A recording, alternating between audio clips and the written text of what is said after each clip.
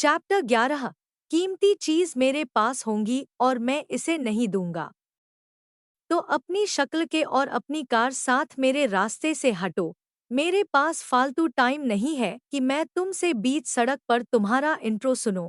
कहते हुए आरव अपनी कार की तरफ जाने लगा था कि तभी पीछे से सांझ ने कहा, मिस्टर आरव खुराना, तुम ऐसे नहीं जा सकते हो।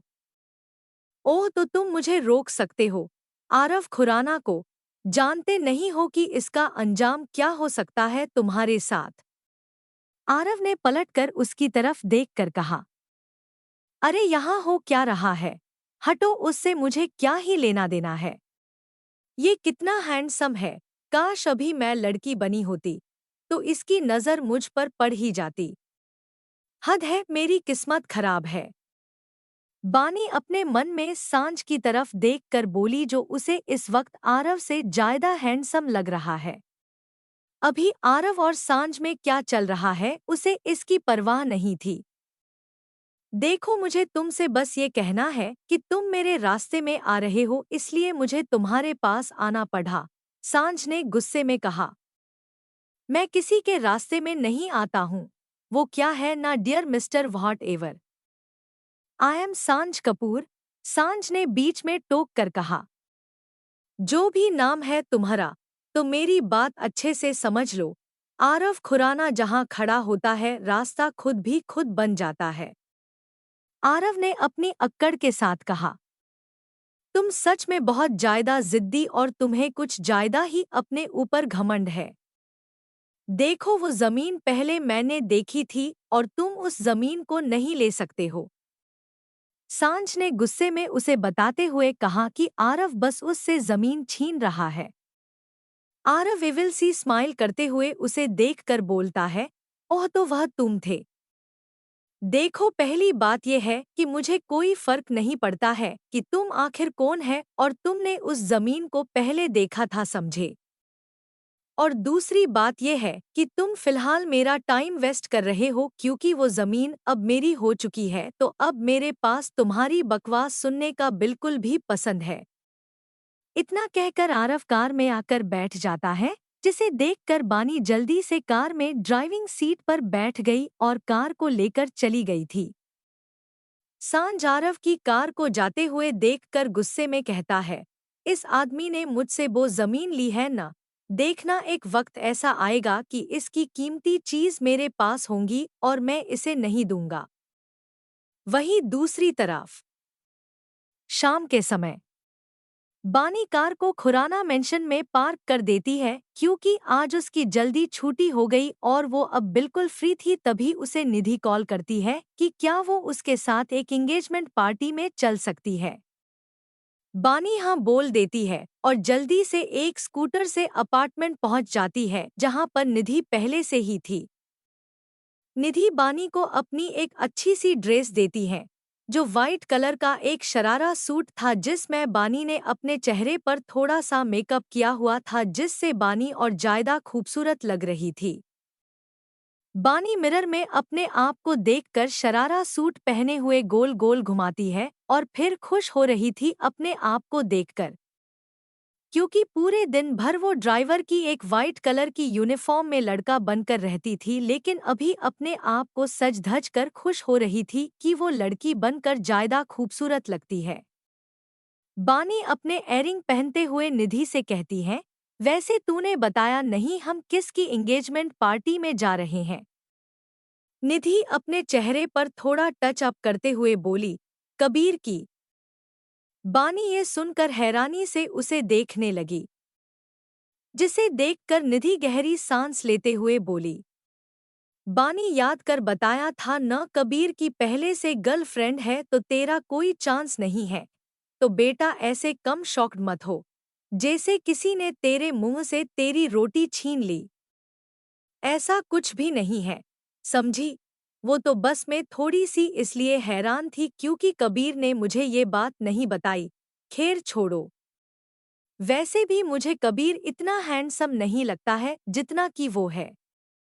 आरव खुराना की बात कर रही है, निधि बेसवाल करते हुए कहा।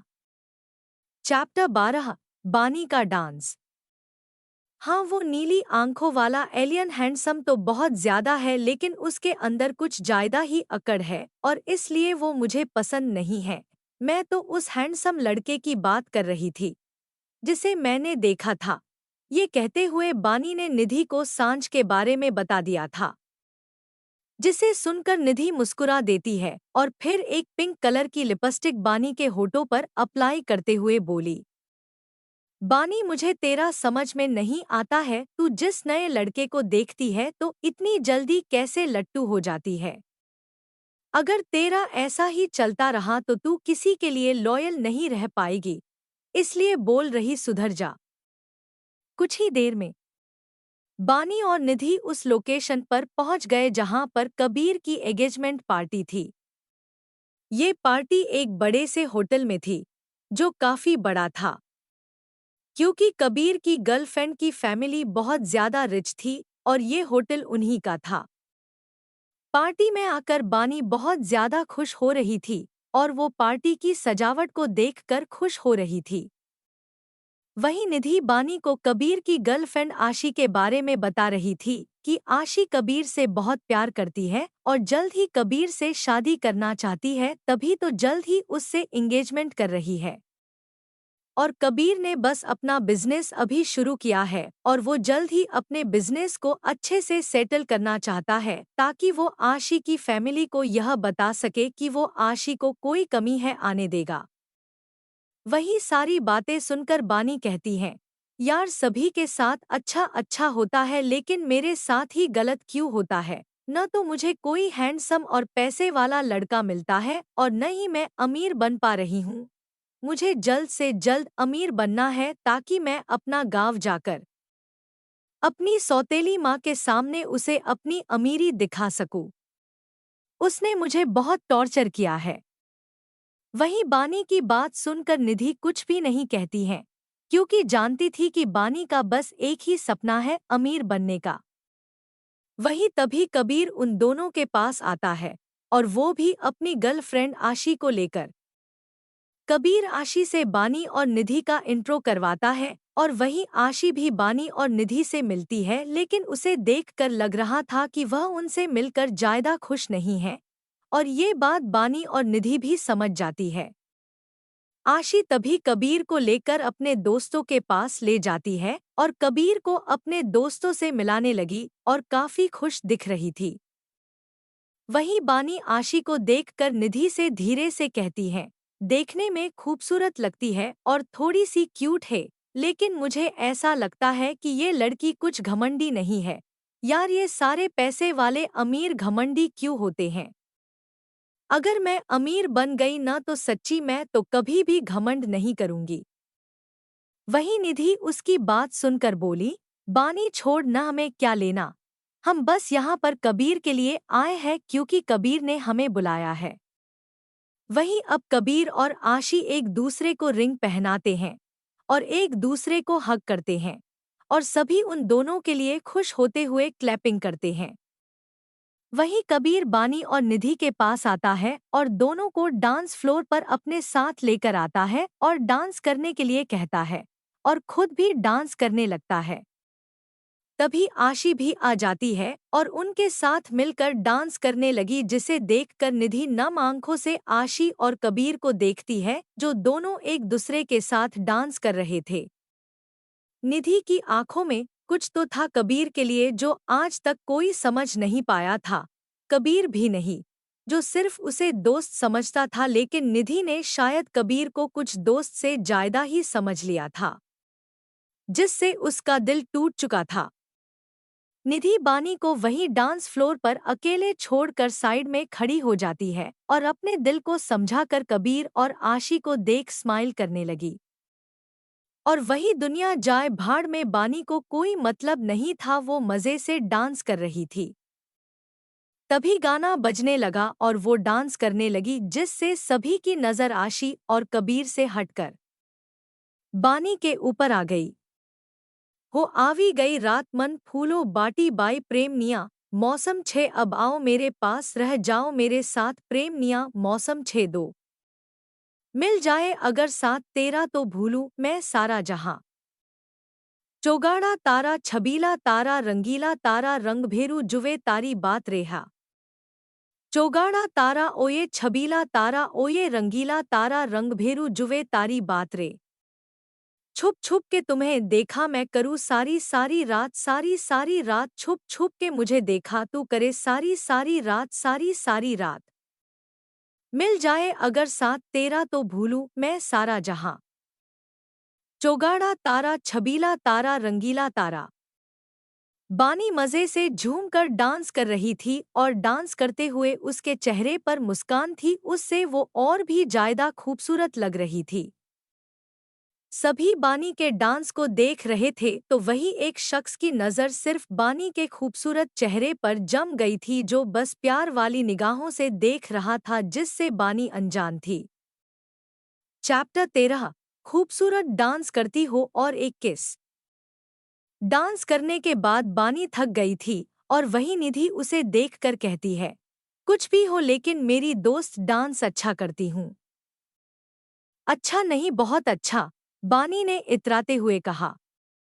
बस बस अब खुद ही अपने आप में पर लगाकर जायदा न उड़, निधि ने उसे कहा।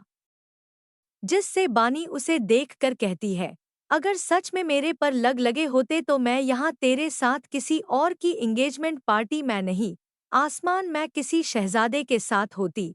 हाय, और मैं सच की शहजादी या परी नहीं, अमीर बन जाती है ना।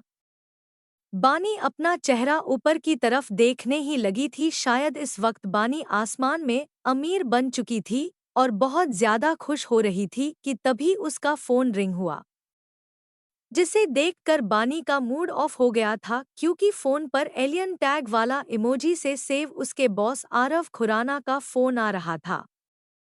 इसे चैन नहीं है, इस वक्त भी मुझे कॉल कर रहा है। यार ये बंदा, आगे कुछ बोल पाती तभी निधि उसके मुंह पर हाथ रख कर कहती है, बानी चुप रह, कैसी बात कर रही है, फोन पिक कर। बानी उसे अपनी आंखों से इशारा करते हुए बोली, हाथ हटेंगी तभी तो पिक करूंगी। वही बानी का इशारा समझकर निधि अपना हाथ हटा देती है और उसे साइड में जाकर बात करने के लिए कहती है और खुद वही पार्टी में उसका वेट करती है। वही एक शख्स की नज़र इस पार्टी में सिर्फ बानी पर ठहर सी गई थी और वो खुद ही मैं मुस्कुरा रहा था कि तभी आशी उसके पास आकर उसे हंसते हुए देखकर कहती है, ब्रो क्या हुआ, आप कब से मुस्कुरा रहे हो।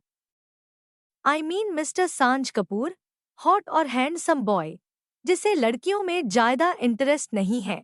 आज वो एक लड़की को कब से देख रहा है लेकिन सामने जाकर उससे बात नहीं कर पा रहा है। सांज कपूर आशी का बड़ा भाई था और काफी हैंडसम और रिच होने के साथ बिजनेसमैन था। आशी ने सांज को बानी की तरफ देखते हुए लिया था और वो बानी की ही बात उससे कर रही थी। आशी की बात सुनकर सांज आशी से कहता है, आशी, ऐसा कुछ भी नहीं है जैसा तुम सोच रही हो। आगे कुछ बोल पाता तभी देखता है कि बानी निधि के पास आती है और उसे कुछ बोलकर हड़बड़ती हुई पार्टी से जाने लगती है। उसे ऐसे जाते हुए देखकर सांज बानी से अपनी आधी बात को पूरी किए बिना बानी के पीछे निकल जाता है और वहीं आशी सांज को रोक पाती तभी उसकी नज़र निधि पर गई जो कबीर से कुछ बात कर रही थी और निधि को कबीर के साथ देखकर आशी जेलस हो रही थी। पता नहीं पर क्यों मुझे कबीर की ये दोस्त बिल्कुल भी पसंद नहीं है और कबीर भी इस लड़की से बात क्यों करता है। ओह उफ़, अब मुझे भी कबीर के सामने इस लड़की से अच्छे से बात करनी होगी। गहरी सांस लेते हुए ये बोलकर निधि चेहरे पर मुस्कान बनाकर कबीर और निधि के पास चली गई। वहीं दूसरी तरफ बानी पार्टी से बाहर आ गई थी कि तभी पीछे से किसी ने उसे आवाज दी, हे एक्सक्यूज मी। बानी बहुत ज्यादा जल्दी में थी लेकिन आवाज सुनकर पीछे पलट जाती है, लेकिन जैसे ही पीछे मुड़कर सांझ को देखती है जो उसे देखकर स्माइल कर रहा था।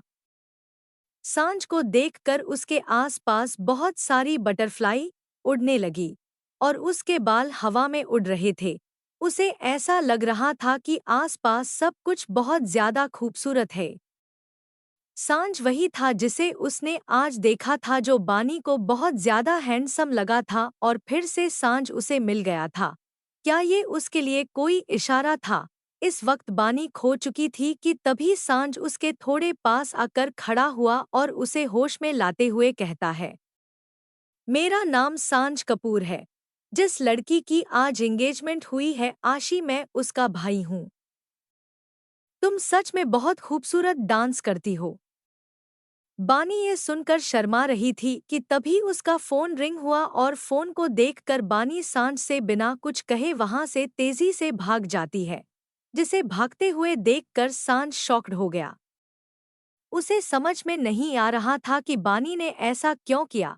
मतलब पहली बार सांझ किसी लड़की से खुद बात कर रहा था और उसने किसी की तारीफ भी करी, और वो लड़की बिना कुछ कहे चली गई, नहीं भाग गई। उसका रिएक्शन कुछ ऐसा था कि वो हंसे या फिर अपने आप में कोई कमी निकाले। क्या वो बानी को पसंद नहीं आया? वहीं दूसरी तरफ वही बानी, जिसने अपनी ड्राइवर यूनिफॉर्म पहन ली थी और लड़के के अंदाज में बनी बनकर अब अपनी टोपी को सही करते हुए क्लब के अंदर सभी लोगों के बीच में डांस करते हुए बचकर आराम से आ रही थी, और इधर उधर देखते हुए उसकी नज़र आरव पर जाती है, जो क्लब में बैठकर आरव एक के बाद ड्रिंक पर ड्रिंक करे जा रहा था और बार बार किसी को फोन कर रहा था, लेकिन कोई फोन पिक नहीं कर रहा था। शराब के नशे में धूत होते हुए बोला, ये बनी मेरा कॉल क्यों नहीं उठा रहा है? ये मेरा ड्राइवर है, मैं बॉस हूँ, और ये मेरी बात सुनकर अभी भी नहीं आया। इसे मैं जॉब से निकाल दूंगा। Fire, bloody idiot. आरव अब बनी को बुरा भला कहने लगा। वही बानी आरव के पास आ गई थी और उसकी बात सुन ली थी कि वो उसे बुरा भला कह रहा था, जिसे सुनकर बानी का मन कर रहा था कि वही को कांच की बोतल रखी हुई है वो उठाकर अपने हाथ से वो आरव के सर पे जोर से मारे।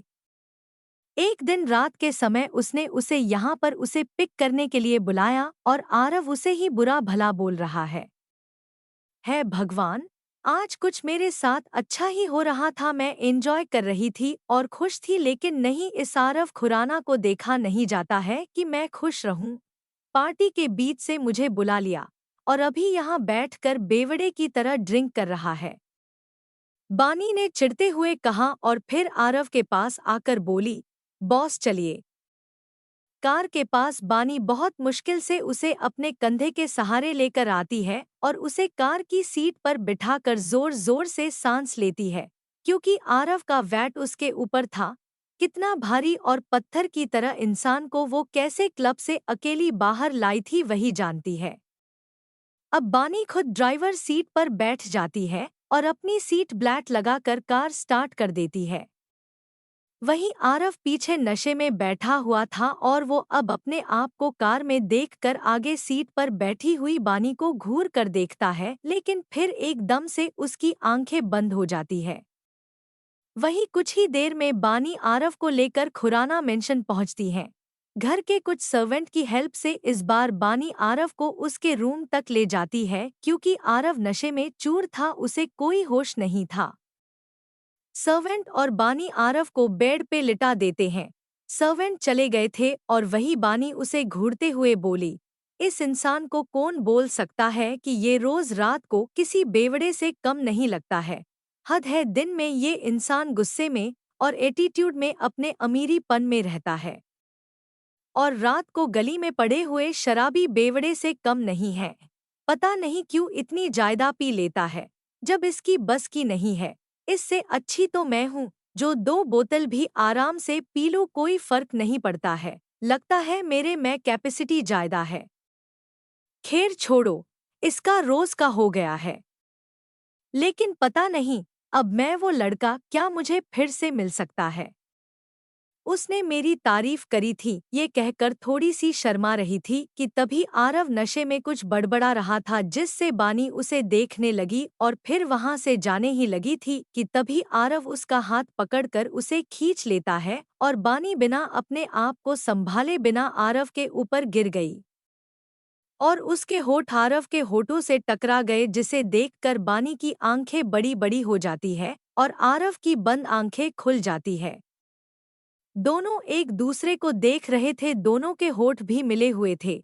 बानी आरव के ऊपर से उठने की कोशिश करती कि तभी आरव उसे पकड़कर अपने नीचे कर देता है और उसके होठ पर अपने होंठ रखकर उसके होठों को चूमने लगा। चैप्टर 14। उसने मुझे किस किया। 5 मिनट किस करने के बाद आरव बानी के ऊपर से हट एकदम से साइड में पेट के बल लेट कर सो गया था। वहीं बानी इस वक्त बिल्कुल सीधी लेटी हुई थी। उसे देखकर ऐसा लग रहा था कि वह एक जिंदा लाश हो, क्योंकि आरव की किस करने से बानी पूरी तरह से शॉक्ड में थी। जो सब कुछ अनएक्सपेक्टेड था। एकदम से बानी किसी मुर्दे की तरह सीधा उठकर आरव के मेंशन से बाहर आती है। मेंशन के गेट की तरफ पीछे पलटकर मेंशन को देख तभी बानी बुरी तरह से चीखी, जिसकी आवाज से मेंशन के अंदर सो अभी नशे में आरव अपने कान में नशे में भी पिलो रख देता है। वहीं बानी जल्दी से अपने होठों को अपने हाथों से रगड़ रगड़ कर साफ करती है और काफी चिढ़ते हुए और गुस्से में कहती है, मैं इस खड़ूस और बदतमीज की हिम्मत भी कैसे हुई मुझे किस करने की, मैं उसे छोड़ूंगी नहीं, उसने मुझे किस किया। कहते हुए आखिर में बानी जमीन पर बैठकर ऐसे गम में चली गई जैसे आरव ने उसे किस नहीं, धोखा दे दिया। अगली सुबह आरव ऑफिस जाने के लिए कार के पास आता है और आकर बानी को कार एक लोकेशन में चलाने के लिए बोल देता है। बानी उसे गुस्से में घूर रही थी। आरव को रात का कुछ याद भी नहीं था, वो रोज की तरह अपने एटीट्यूड में था। आज उसकी एक मीटिंग थी और वो टाइम से पहले जाना चाहता था। वहीं बानी को कार चलाते हुए आरव की कल रात वाली हरकत याद आ रही थी। मन तो कर रहा है कि इस कार का एक्सीडेंट करके आज इसे जान से मार दूं, लेकिन मैं भी इसी कार में हूं और मुझे अपनी जान बहुत ज्यादा प्यारी है। मैं इस एलियन के चक्कर में आपने आप को क्यों नुकसान पहुंचाऊं। बानी अपने आप में बड़बड़ाने लगी थी और आरव के तरह तरह के नाम लेकर उसे कोस रही थी। वहीं आरव का ध्यान अपने फोन पर था जिसमें वो एक मेल चेक कर रहा था, लेकिन बानी की थोड़ी थोड़ी आवाज उसके कानों में सुनाई दी। तुम्हें पता नहीं है कि तुम्हें ड्राइव करते हुए बात करने की परमिशन नहीं है? आरव ने कड़क आवाज में कहा, जिसे सुनकर बानी ने एकदम से ब्रेक लगाकर कार एक झटके में रुक दी, जिससे आरव का सर आगे की सीट पर जाकर लगा। What the hell this? Are you crazy? ये कैसे कार ड्राइव कर रहे हो? आरव ने चिल्ला कर कहा, जिसे सुनकर बानी जल्दी से बोली, सॉरी बॉस, गलती हो गई, आप ठीक है। उसकी सॉरी और फालतू की फिक्र पर कोई इंटरेस्ट न लेते हुए आरव ने कहा, कार स्टार्ट करो, मुझे मेरी मीटिंग में जाना है। बानी कार स्टार्ट करते हुए खुदंग से आरव के लिए बोली, मुझे परमिशन नहीं है और जो खुद मेरी मर्जी के बिना मुझे किस किया उसका क्या। मुझे अभी भी सोचकर गुस्सा और चीड़ हो रही है और इसे देखो पीछे कांड करके ऐसे बैठा हुआ है जैसे इसे कुछ पता न हो। ये कहते हुए बानी रुक जाती है और फिर कार के फ्रंट मिरर पर आरव को देखकर ड्राइव करते हुए बोली, क्या इसे सच में कुछ याद नहीं है कि इसने मुझे किस किया है? अभी देखकर तो ऐसा ही कुछ लग रहा है। क्या करूं, कैसे पता करूं? ये सोचते हुए बानी ने हिम्मत करते हुए कार ड्राइव करते हुए बनी की आवाज में बोली, सर कल रात आप क्लब में थे, आपने मुझे कॉल किया था। ये कहकर बानी चुप हो गई। ये सुनकर आरव कुछ सोचकर खामोश रहता है और फिर दांत पीसते हुए बानी को डांट कर बोलता है, तुम्हारे लिए अच्छा होगा कि ड्राइव पर ध्यान दो। वही ये सुनकर बानी चुप हो जाती है और कार ड्राइव करने लगती है, क्योंकि वो चाहती थी कि अगर आरव को याद है तो आरव उससे माफी मांगे। लेकिन वही आरव खुद परेशान हो रहा था कि आखिर रात को क्या हुआ, क्योंकि जब आरव रात को ड्रिंक करता था उसे ज्यादा बातें याद नहीं रहती थी। लेकिन आरव के दिल में एक अनजाना एहसास हो रहा था, जो क्या था वो समझ पाना आरव के लिए मुश्किल था।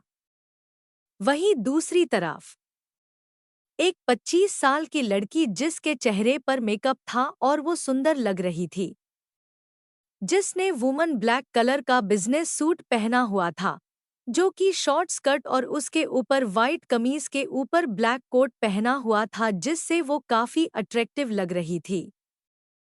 और अभी एक केबिन से बैठकर लैपटॉप पर आरव की बहुत सारी फोटो को एक एक करते हुए अपने लैपटॉप को स्क्रीन पर बड़े ध्यान से देखकर मुस्कुरा रही थी। तभी उसका असिस्टेंट संजय उसके पास आकर कहता है, मैं मिस्टर आरव खुराना आ चुके हैं। वहीं ये सुनकर वो लड़की अपने असिस्टेंट संजय को रूम में जाने के लिए हाथों से इशारा करती है। तभी असिस्टेंट के जाने के बाद वो लड़की आरव की फोटो को एक बार अपने लैपटॉप पर देखती है और अपना लैपटॉप पर बंद कर बड़े एटीट्यूड के साथ खुद से कहती है, सो मिस्टर आरव खुराना, हमारी फिर से मुलाकात हो रही है। तुमने कहा था कि तुम्हारी लाइफ में किसी लड़की की जगह नहीं है, इसलिए तो पायल तुम्हारे साथ बिजनेस में अपनी जगह बनाने की कोशिश कर रही है और आज वो कोशिश कामयाब होने वाली है। यूं कहकर पायल के चेहरे पर मुस्कान बनी हुई थी। चैप्टर 15 युवा घे। एक बहुत बड़ी बिल्डिंग के पार्किंग एरिया में बानी कार के बोनट पर टेक कर खड़ी चाय की चुस्कियां ले रही थी और चुस्कियां लेते हुए आरव के बारे में सोच रही थी। कितना ज्यादा अजीब है यार, जो रात को भर भर कर ऐसे दारू पीकर उल्टी फूल्टी हरकत करता है और फिर उसे सुबह कुछ भी याद नहीं रहता है। क्या ऐसा सच में होता है? मतलब ऐसा कैसे हो सकता है? बानी ने ये थोड़ा रिएक्ट करते हुए, जिससे चाय के गिलास से चाय थोड़ी कार के बोनट पर गिर गई, जिसे देखकर बानी गहरी सांस लेती है और फिर एक कपड़े से कार में गिरी हुई चाय को साफ करने लगी। तभी कोई पीछे से आकर उसके शोल्डर पर हाथ रख देता है, जिससे बानी डर जाती है क्योंकि उसे ऐसा लग रहा था कि कहीं उसके पीछे आरव तो नहीं है, जिसने उसे बोनट पर चाय गिरते हुए देख लिया हुआ हो। हे भगवान!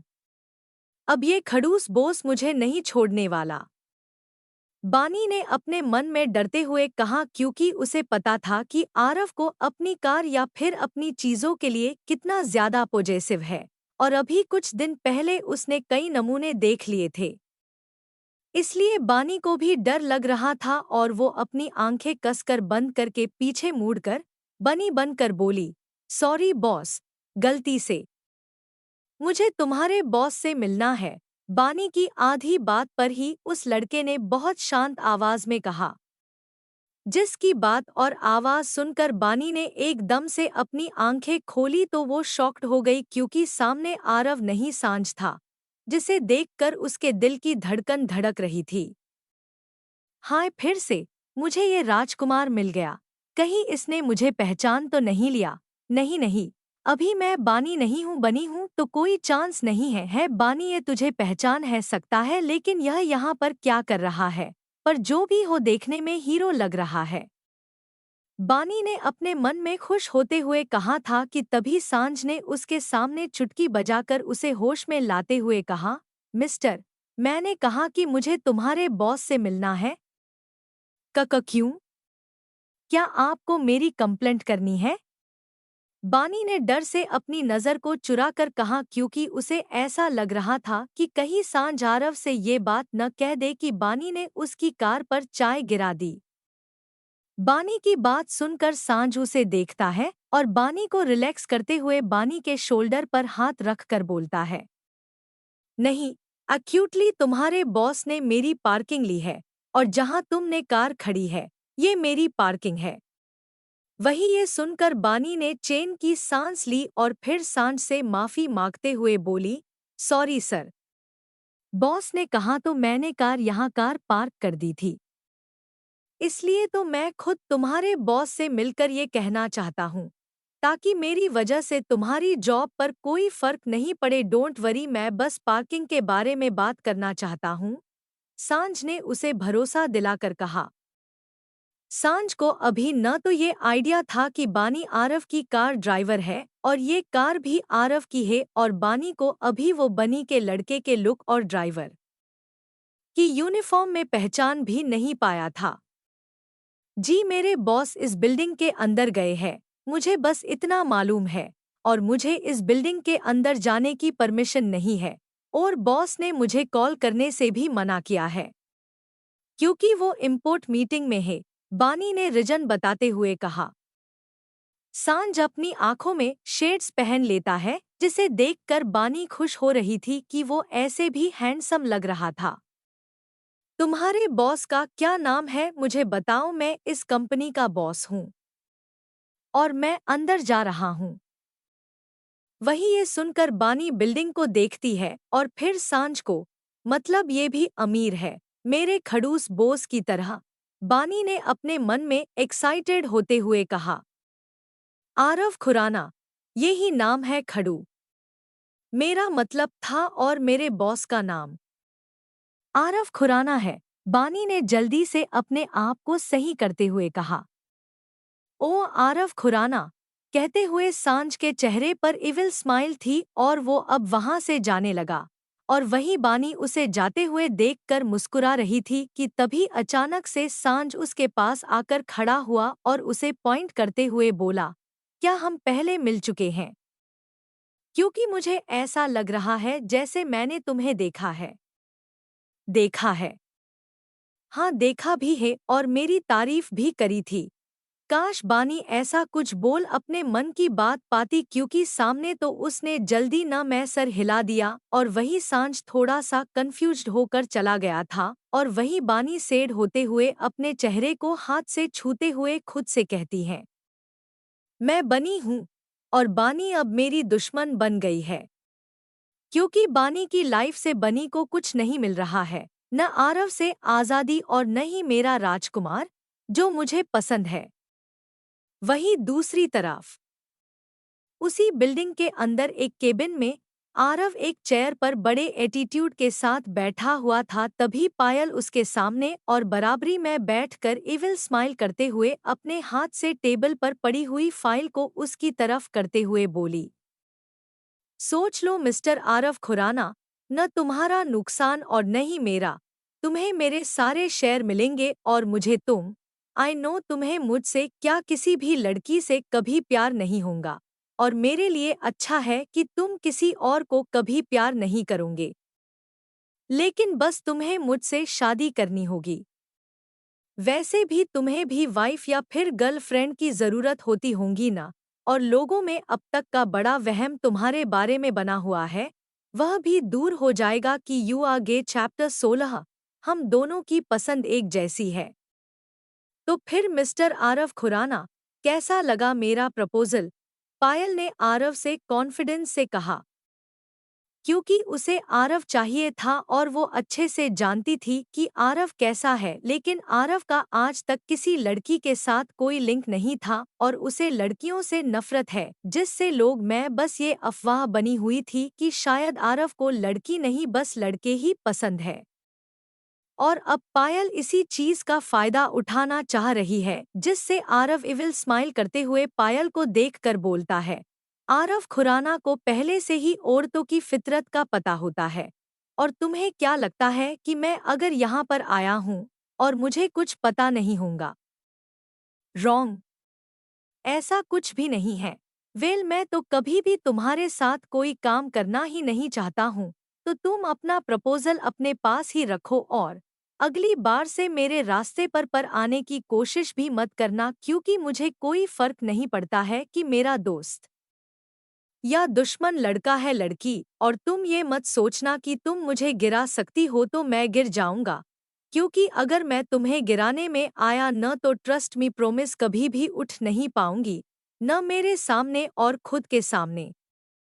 आरव को पायल के इरादे के बारे में पहले ही पता था, लेकिन फिर भी वो यहाँ पर आया था क्योंकि उसे पायल को सबक सिखाना था और उसे बताना था कि आरव खुराना को कभी किसी की कोई जरूरत नहीं है, वो अकेला ही अपने लिए काफी है। दुनिया क्या सोचे क्या कहे उसे कोई फर्क नहीं पड़ता था, क्योंकि वो खुद क्या सोचता है और क्या कर सकता है, इससे दुनिया को जरूर फर्क पड़ता था। पायल को सबक सिखाकर आरव बड़े एटीट्यूड के साथ वहां से निकल जाता है और वहीं पायल अपने दांत भींच रही थी क्योंकि आरव ने उसे एक बार फिर से रिजेक्ट किया था और उसे इंसल्ट भी किया था जिससे उसे बहुत ज्यादा गुस्सा आ रहा था। वहीं आरव केबिन से बाहर आ रहा था कि तभी रास्ते में सांझ उसके सामने खड़ा हो गया जिसे देखकर आरव उसे इग्नोर करके ऐसे जाने लगा जैसे वो सांझ को जनता तक नहीं है बल्कि दोनों की मुलाकात पहले ही हो चुकी थी और वो भी ज्यादा अच्छी नहीं थी। वैट मिस्टर आरव खुराना, सांझ ने उसे रोकते हुए कहा। आरव उसकी आवाज सुनकर उसकी तरफ पलटकर खड़ा हुआ और उसे देखने लगा। तभी वो उसे बोला, अगर तुम फिर से मुझे ये कहना चाहते हो कि वह जमीन तुम्हारी है तो मैं तुम्हें बता दूं कि मुझे तुम्हारी तरह छोटे बच्चे की तरह कंप्लेंट करने की आदत नहीं है क्योंकि मैं ऐसा नहीं हूं। आरव खुराना हूं। जो उसे चाहिए होता है वो उसे ले लेता था। सही कहा तुमने, तुम्हें तो छीनने की आदत है, चाहे मेरी जमीन हो चाहे मेरी पार्किंग। ये मेरा ऑफिस है और जहां तुमने अपनी कार खड़ी करी है वो भी मेरी पार्किंग है। तो जल्द से जल्द मेरी आंखों के सामने मेरे ऑफिस और मेरी पार्किंग से निकल जाओ, सांझ ने गुस्से में कहा। जिसे सुनकर आरव विल स्माइल करते हुए कहता है, तुम्हें ऐसा नहीं लगता है हम दोनों की पसंद एक जैसी है? देखो ना, पहले एक जमीन और फिर पार्किंग। कहीं तुम मुझे कॉपी तो नहीं करते हो? व्हाट नॉनसेंस, सांझ ने चिढ़ते हुए कहा। मैं भी यही बोल रहा हूँ कि तुम व्हाट नॉनसेंस हो, तो नेक्स्ट ने से मुझे अपना चेहरा मत दिखाना। ये कहकर आरव वहां से निकल जाता है जिसे जाते हुए देखकर सांझ उसे जाते हुए कहता है, क्यों इस आदमी पर इतना ईगो भी पड़ा हुआ है? कोई तो होगा जो इसके ईगो तो तोड़कर इसे रियलाइज करा सके कि ये गलत है। वहीं दूसरी तरफ बानी सर झुकाकर आरव के सामने खड़ी हुई थी। आरव उसे गुस्से में घूर कर दांत पीसते हुए कहता है, किसने कहा था तुम्हें उस आदमी को मेरे बारे में बताने के लिए? तुम्हारा काम है सिर्फ मेरा ऑर्डर फॉलो करना, न कि किसी और की बात सुनकर उसे मेरी इन्फॉर्मेशन देना। बॉस मैं हूं ना। यस बॉस, बानी ने सर हिलाकर हाँ मैं जवाब दिया। आरव उसे गुस्से में आगे कुछ बोल पाता तभी एकदम से उसकी आंखों के सामने काला अंधेरा छाने लगा और सर पर भारी हो गया जिससे आरव अपने आप को संभाल नहीं पाया और आरव बानी के ऊपर लुढ़क गया। और वही 5 फुट की दबली पतली बानी कहाँ 6 फुट के स्ट्रॉन्ग बॉडी बिल्डर जैसे आदमी को संभाल पाती, वो भी आरव के साथ नीचे गिरकर दब जाती है जिससे उसकी कमर पर जोर से दर्द होता है, जिससे उसकी हल्की सी चीख निकल गई। तू ही मेरा रब्ब, तू ही खुदा, तुझे मानू दुनिया क्या बोले मुझे मैं न ये जानू, शुक्र ए तेरा दिती जिंदगी तू सानू मैं ता बस तुझे जानू रे। तेरी बुक्कल चाहिदी ए शान वे माहिया मैनू धूप लगदी, तेरी बुक्कल चाहिदी ए शान वे माहिया मैनू धूप लगदी, तेरी बुक्कल चाहिदी ए शान वे माहिया मैनू धूप लगदी वे मैनू धूप लगदी। चैप्टर 17। अरे त मुंह काहे लटकवले बाड़ू। हॉस्पिटल में बानी, जिसकी कमर पर अभी भी हल्का सा दर्द हो रहा था और वो अपनी कमर को पकड़कर आरव को कोसते हुए जा रही थी कि तभी उसके कानों में आवाज सुनाई दी। What the hell this doctor, ऐसा कैसे हो सकता है? खड़ूस, अरे हाँ मैं तो उसी को लेकर यहाँ पर आई थी ना, तो ये यहाँ है। पर ये डॉक्टर पर क्यों चिल्ला रहा है? बानी, जो आरव के बेहोश होने पर उसे हॉस्पिटल लेकर आई थी, आरव को होश आ चुका था और अब डॉक्टर पर गुस्से में चिल्ला रहा था, जिससे बानी चुपके से डॉक्टर के केबिन के बाहर अपने कान लगाकर खड़ी हो जाती है क्योंकि उसे भी जानना था कि अंदर आखिर क्या हो रहा है। डॉक्टर, मिस्टर खुर्राना, जो सच है मैंने आपसे वही कहा है। आपकी मेडिकल रिपोर्ट आप खुद चेक कर लीजिए, आपको डायबिटीज मेलाइटिस हो गया है। मेरा मतलब है कि आप शुगर के पेशेंट हैं और आपको अचानक चक्कर आने का रीज़न भी यही है क्योंकि आपकी शुगर काफ़ी लो है।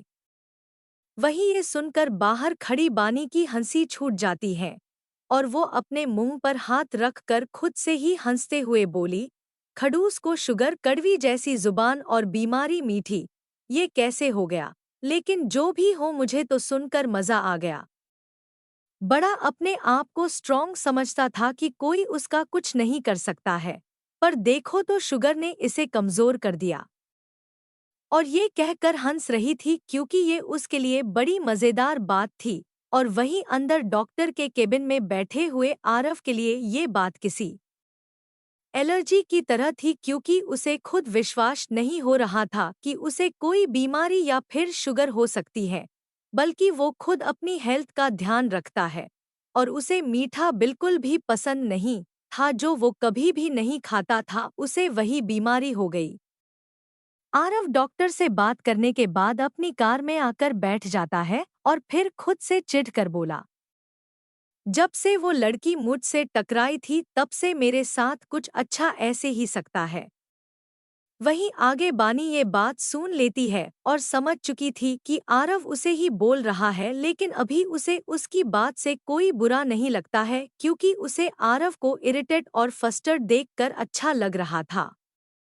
कुछ देर बाद बानी कार आरव के मेंशन के बाहर रोक देती है और जल्दी से आकर आरव के लिए कार दरवाजा खोल देती है। और वहीं आरव का ध्यान बानी पर नहीं था और वैसे भी आरव क्यों एक ड्राइवर पर ध्यान देना, इसलिए कार से बाहर निकल कर जा रहा था कि तभी एकदम से बानी का फोन बजा, जिसकी रिंगटोन एक भोजपुरी म्यूजिक था जो कुछ इस तरह का साउंड कर रहा था, छनकेला गोरी के पायलिया ए राम ठीक लागे अरे ईका हो। रवा तो बोली मत हमरा से त अरे त मुंह काहे लटकवले बाड़ू। रवा बात मत करी हमरा से, कवनो मतलब बा हमरा से। वैसे बानी के पास कोई एंड्रॉयड फोन नहीं था बल्कि कीपैड वाला पुराना फोन था। वही बानी खुश होते हुए फोन को अपने हाथों से उठा पाती तभी उसका फोन उसके हाथों से गायब होकर नीचे जमीन पर चूर चूर हो गया था। और ये देखकर बानी शॉक्ड में थी, लेकिन तभी कुछ समझ पाती तभी आरव उसके सामने से चला जाता है क्योंकि आरव का मूड आज बहुत ज्यादा खराब हो गया था और जाते हुए उसने बानी का अनक्लासिकल म्यूजिक सुना जिससे उसे और ज्यादा गुस्सा आया था और उसने बानी के फोन को उसके हाथ से लेकर एक झटके में अपने हाथों से पटक दिया और चला गया। वहीं आरव को जाते हुए बानी को बहुत ज्यादा गुस्सा आता है। उसका मन कर रहा था कि किसी पत्थर को अपने हाथों से वो आरव के सर पर मारकर उसका सर फोड़ दे, लेकिन आसपास इतने सारे हट्टे कट्टे लंबे कुछ मोटे को गार्ड को देखकर अपने आप को रोक लेती है और फिर जमीन में पड़े हुए फोन के टुकड़े को उठाकर खुद से कहती है, मेरे फोन से पता नहीं कौन सी दुश्मनी थी जो बेचारे को जान से ही मार दिया। पता नहीं इसकी आखिर प्रॉब्लम क्या है। दूसरी तरफ आरव अपने रूम में फोन पर अपने असिस्टेंट को गुस्से में चिल्लाकर बोलता है, 1 महीना से ज्यादा टाइम हो चुका है और तुम अभी तक उस लड़की को ढूंढ नहीं पाए। लिसन, मुझे वो लड़की चाहिए, चाहे जिंदा लेकर आओ या मुर्दा। और ये कहकर आरव कॉल कट कर देता है और फिर गुस्से में अपना फोन भी पटक कर तोड़ देता है और रूम की लाइट ऑफ करके बेड पे गिर जाता है। वहीं दूसरी तरफ बानी थक कर अपार्टमेंट पहुंची थी कि वो एकदम से कबीर और निधि उसके सामने आ गए, जिन्हें देखकर बानी उदास होकर साइड से निकलकर सोफे पे बैठ जाती है और अपने सर से टोपी और फिर छोटे बाल वाली बिग को निकाल कर देती है, जिससे उसके अंदर छिपे हुए खुले हुए बाल एकदम से उसके कमर पर आ जाते हैं, जिन्हें बानी अपने बालों को नोच कर गुस्से में कहती है, आरव खुराना मन कर रहा है पहले उसे मार दूं और फिर खुद मर जाऊं। वहीं अब तक बानी को देखकर निधि और कबीर जो चुप थे बानी के चिल्लाने पर एक दूसरे को देखने लगे। तभी निधि बानी के पास बैठकर बोली, क्या हुआ बानी, तू इतना हाइपर क्यों हो रही है? वहीं बानी निधि को देखती है तो जोर जोर छोटे से की तरह रोने लगती है और रोते हुए निधि से कहती है, मैं पागल हो गई हूँ। और अगर नहीं हुई तो वो आरव खुराना मुझे पागल कर देगा। तुझे पता है उसने मेरा फोन तोड़ दिया। अब मैं क्या करूँगी? मेरे पास तो अभी इतने पैसे भी नहीं है कि मैं नया फोन ले सकूं। और उसकी हालत भी ऐसी करी है कि वो ठीक भी नहीं हो सकता है। मेरा फोन, मुझे मेरा फोन चाहिए। ये कह बानी ऐसे छोटे बच्चे की तरह रो रही थी जैसे उससे उसकी कोई फेवरेट टॉफी छीन ली। वहीं निधि बानी को संभालने की कोशिश कर रही थी तो वहीं कबीर को बानी की हालत और उसे रोते हुए देखकर हंसी आ रही थी। वो कहते हैं, न ज्यादा हंसना भी कभी कभी बुरी बात हो जाती है। जिसका पता कबीर को चलता है जब वो हंसते हुए बानी के सामने आकर बैठ और हंसने लगा और तभी उसके गाल पर जोर से थप्पड़ पड़ा, जिससे कबीर अपने गाल पर एक हाथ रखकर हैरानी से बानी को देखने लगा। क्योंकि बानी उसे घूर कर देख रही थी और अभी बानी ने ही उसे मारा था और वो कुछ बोल पाता तभी बानी कबीर के दोनों कॉलर को पकड़कर उसे हिलाते हुए रोते हुए गुस्से में कहती है, सब कुछ तुम्हारी वजह से हुआ है। मैंने कहा था ना मुझे उस आरव खुराना के लिए काम नहीं करना है, लेकिन तुमने मुझे कहा कि मेरे लिए यही अच्छा है। बोलो क्या अच्छा है? वो मुझे ढूंढ कर रोज मुझे मारने के लिए अपने आदमियों को बोल रहा है। मेरे सामने नहीं, मेरे पीछे बैठकर मुझे बुरा भला बोलता है, मेरी बेइज्जती करता है। पता है मैं कितनी मुश्किल से अपने आप को कंट्रोल करती हूँ। तुम्हें कैसे पता होगा? ये मुझे ही पता है। कहते हुए बानी ने कबीर का कॉलर छोड़ दिया था और सोफे पर बैठकर फिर से रोते हुए कहती है, और आज तो उसने बिना मेरी कोई गलती करे मेरा फोन तोड़ दिया। मेरा फोन। बानी फिर से फोन का शोक बनाकर रोने लगती है। तभी कबीर एक चैन की सांस लेता है जो बानी की हरकत से अभी थोड़ा शॉक्ड में था। वो बानी के पास आकर उसके बगल में बैठकर उसे कहता है, तुम्हें बस फोन चाहिए ना? ऐसे बोलो ना।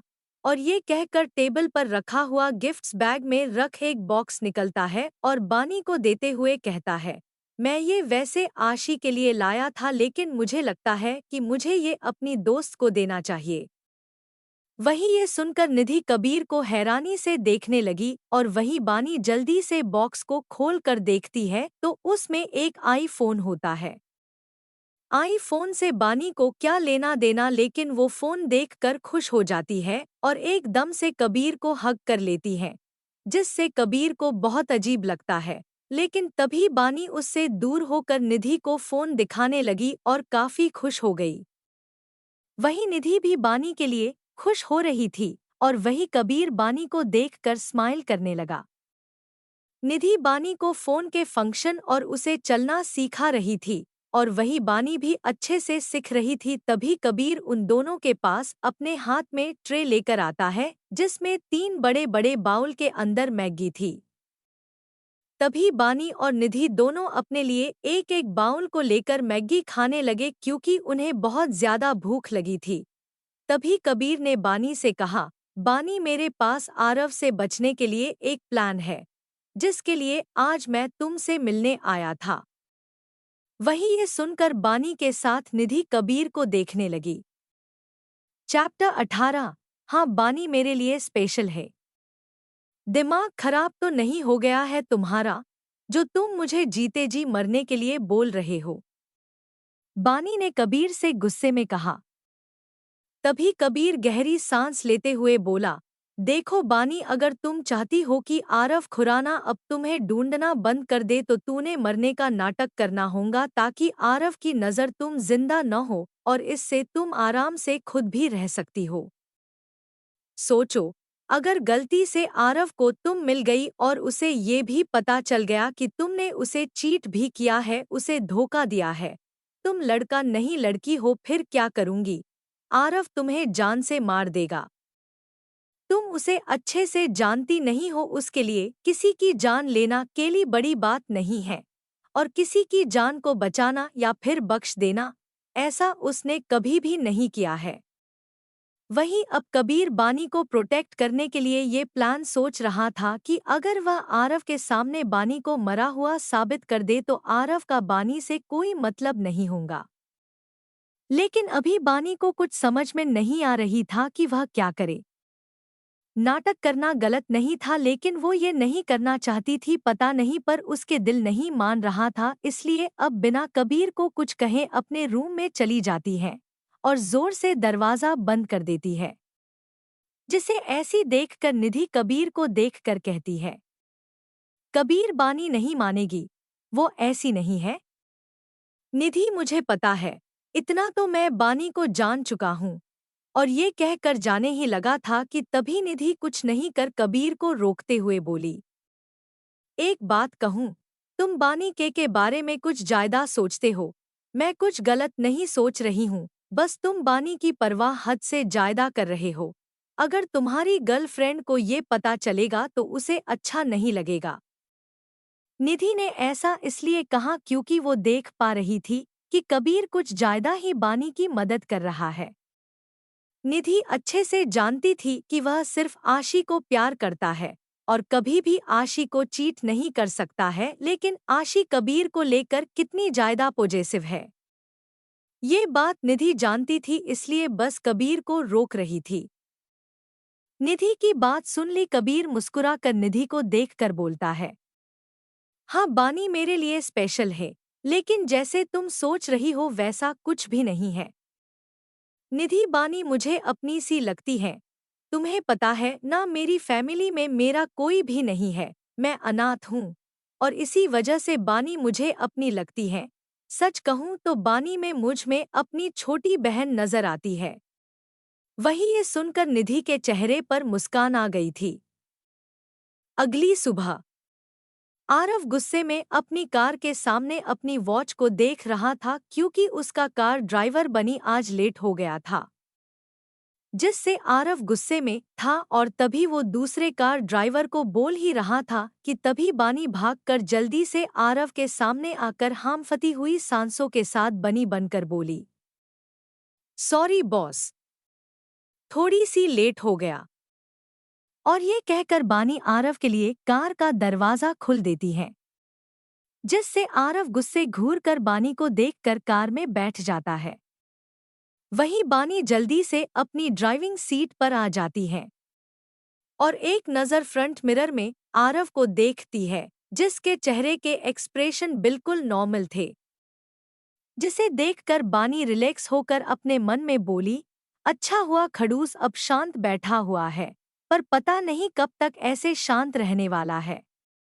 उसने ये कहा था कि तभी आरव के फोन पर एक नोटिफिकेशन आता है, जिसे देखकर आरव की आंखें गुस्से से लाल और बड़ी बड़ी हो जाती हैं।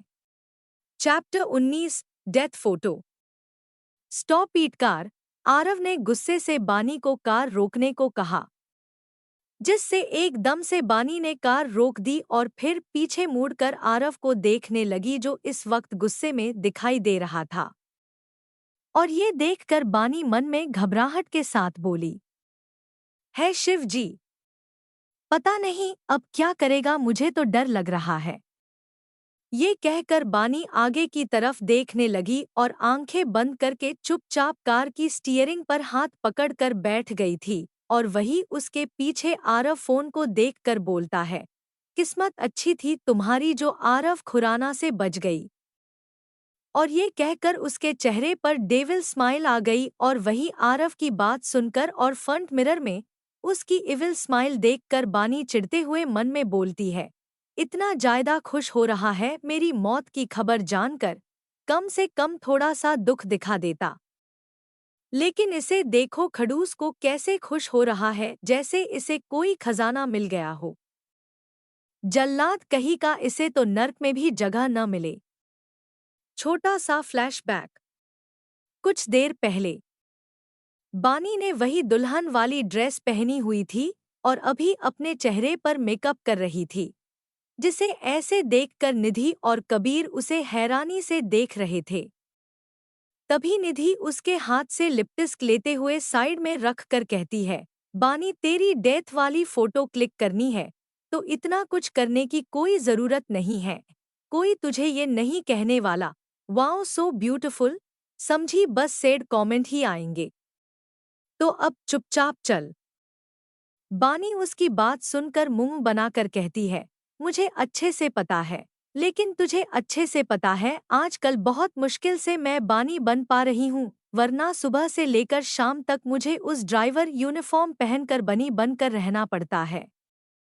और अभी मैं बानी के लिए तैयार हो रही हूँ, और तुझे अच्छे से पता है मुझे मेकअप करना बेहद पसंद है।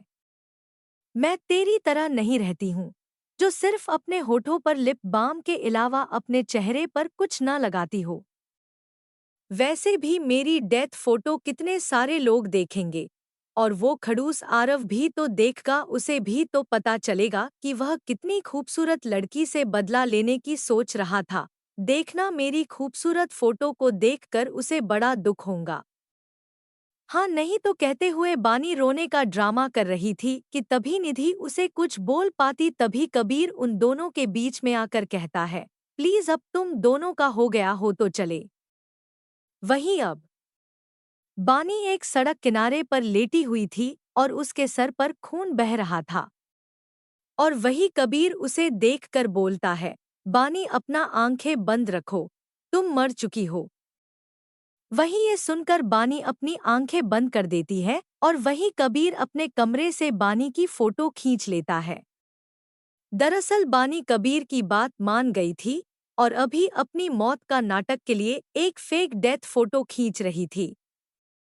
फ्लैश बैक एंड आरव के फोन पर बानी की वही फोटो थी जिस देखकर आरव को भी विश्वास हो गया कि बानी मर चुकी है। तभी आरव के फोन पर उसके असिस्टेंट माधव का फोन आता है, जो उसे कहता है, बॉस आपने फोटो देखी, शी इज नो मोर। वैसे उस लड़की का नाम पता नहीं चला, बस किसी ने हमारे न्यूज़पेपर पर ये न्यूज़ डाल दी कि इस लड़की का किसी ट्रक से एक्सीडेंट हुआ था और कोई प्रॉपर जानकारी नहीं मिली है। अब उसकी कोई ज़रूरत नहीं है, शायद उस लड़की की किस्मत मुझसे ज़्यादा अच्छी थी। खैर छोड़ो, अब मुझे उस लड़की से कोई लेना देना नहीं है। और ये कहकर कॉल कट कर देता है। वही बानी कब से आरव की बात सुन रही थी। पहले तो गुस्सा हो रही थी, लेकिन आरव की बात सुनकर वो खुश हो जाती है क्योंकि आरव से उसका पीछा हमेशा के लिए छूट गया था। कुछ देर बाद बानी आरव को लेकर उसकी कंपनी में लेकर आ जाती है, जहां आरव अपनी कंपनी में चला जाता है। वहीं बानी आरव को जाते हुए देखकर मुस्करा रही थी कि तभी उसकी नज़र निधि पर पड़ी, जो फोन देखकर ही उसी कंपनी में जा रही थी क्योंकि निधि आरव की कंपनी में जॉब करती थी। तभी बानी निधि को देखकर कार से बाहर निकलकर निधि के पास आती है और एकदम से उसे हक कर लेती है।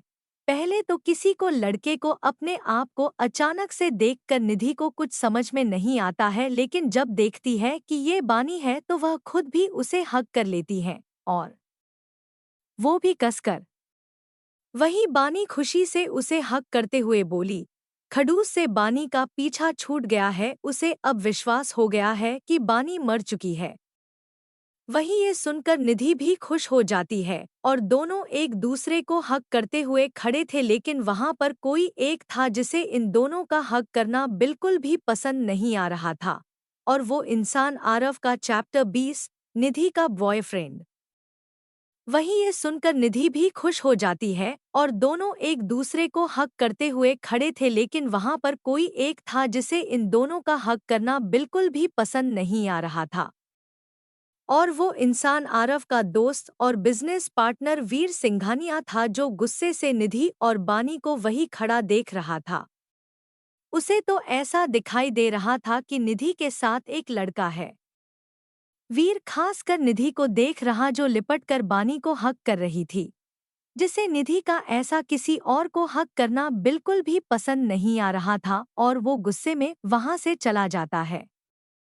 वहीं निधि बानी से दूर होकर खुश होते हुए कहती है, देखा कबीर का प्लान कामयाब हो गया, चल अब तुझे आरव खुराना से डरने की कोई जरूरत नहीं है। बात तो तू सही बोल रही है, लेकिन पता नहीं मुझे डर लग रहा है। अगर उस खड़ूस को पता चल गया न तो मुझे सच में न मार दे। निधि, क्या मैंने सही किया? वहीं अब कहते हुए बानी थोड़ी सी डर रही थी। बानी तो कभी भी गलत नहीं है और न ही कर सकती है। और रही बात उस डेथ फोटो की, तूने बस आरव खुराना से बचने के लिए किया है। देख, अब फालतू बातें मत सोच। कबीर ने कहा है कि तुझे कुछ महीने बस आरव खुराना की ड्राइवर को जॉब करनी पड़ेगी। बाद में कबीर तेरे बदले किसी और को भेज देगा और उसके बाद तुझे जो करना है तू कर सकती है। मैं इस शहर से काफी दूर चली जाऊंगी ताकि वहां पर मैं कोई अच्छी सी जॉब करके अपने लिए बहुत सारे पैसे कमा सकूं। और पैसे, बहुत से पैसे, मैं अमीर बन जाऊंगी।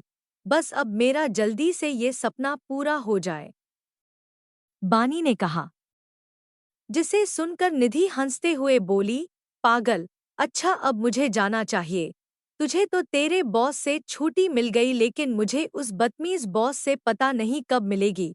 पता नहीं क्यों मुझसे बात बात पर चिपकने आ जाता है। मैं जाती हूँ। और ये कहकर जल्दी से ऑफिस के अंदर चली जाती है।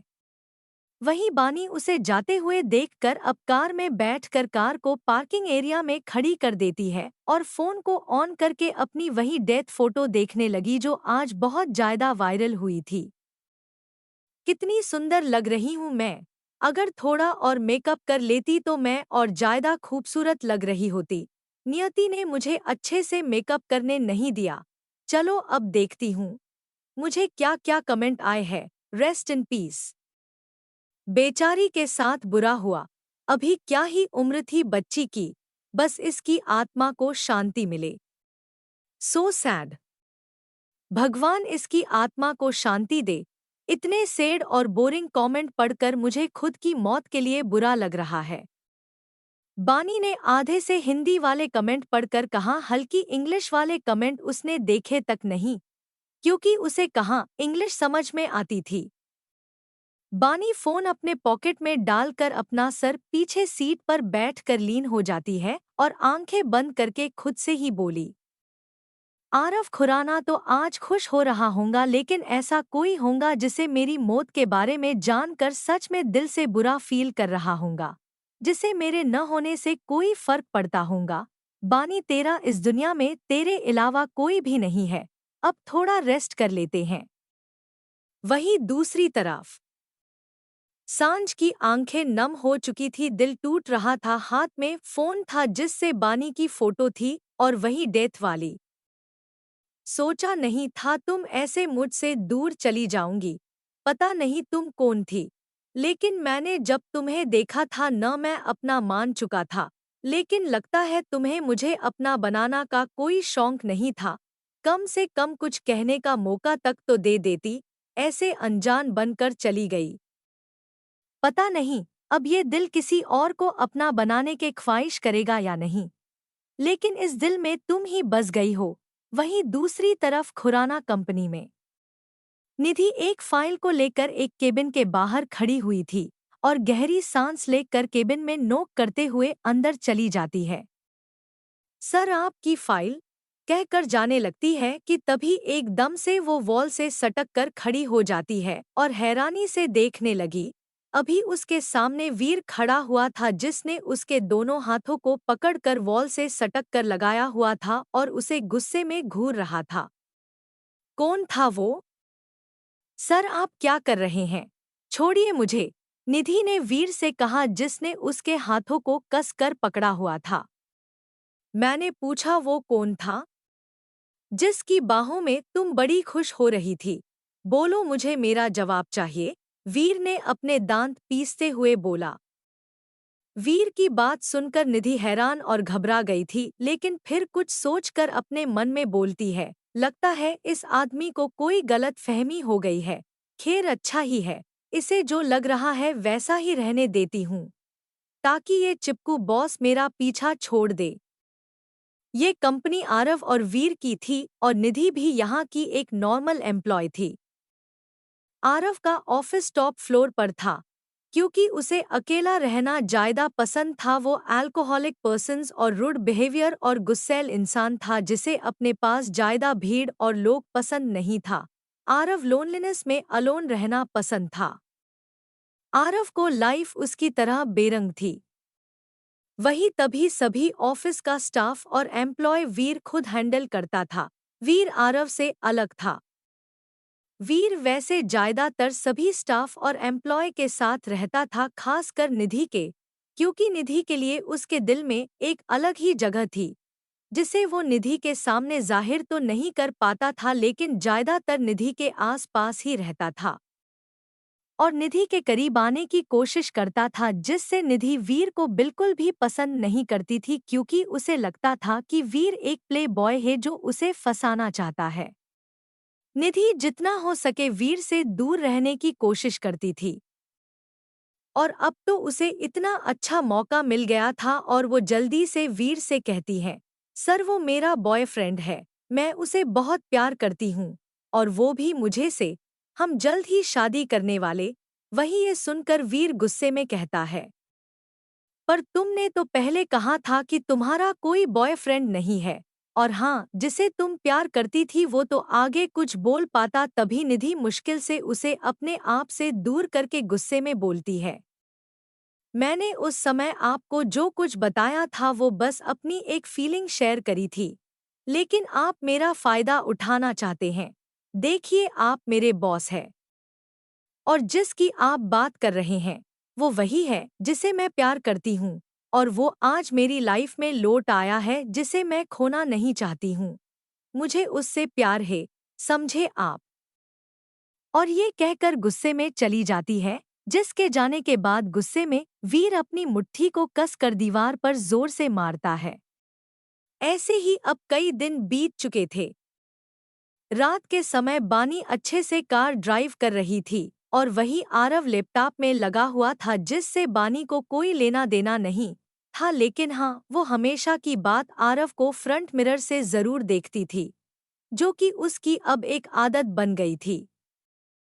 ड्राइव करते हुए उसकी नज़र आरव पर जाती है, जिसकी चेहरे के भाव बिगड़े हुए रहते थे और अभी ड्राइव करते हुए बानी जैसे ही चुपके से फ्रंट मिरर में देखती है तो हैरान हो जाती है और एकदम से कार रोककर पीछे मुड़कर आरव को देखकर घबरा कर कहती है, क्या हुआ बॉस?